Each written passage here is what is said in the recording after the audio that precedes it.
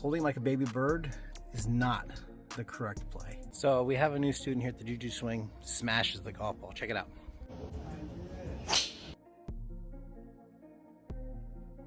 So I asked him, what's your grip pressure at impact? I asked him again because I'm annoying, because I really want to help people.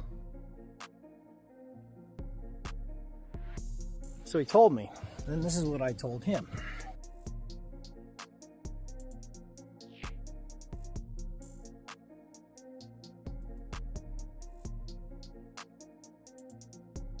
And almost to the minute, as I predicted, this is what happens next.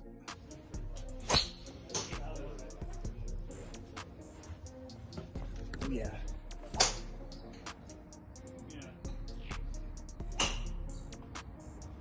Holding like a baby bird is not the correct play.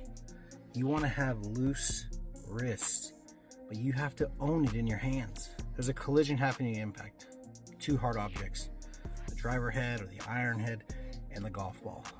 One of those objects is going to win. We need to be the train in this collision, right? And destroy the golf ball. Anyways, no more baby birds, soft wrists, tension free, own it in your fingers. Hope this helps. You guys have a great Wednesday.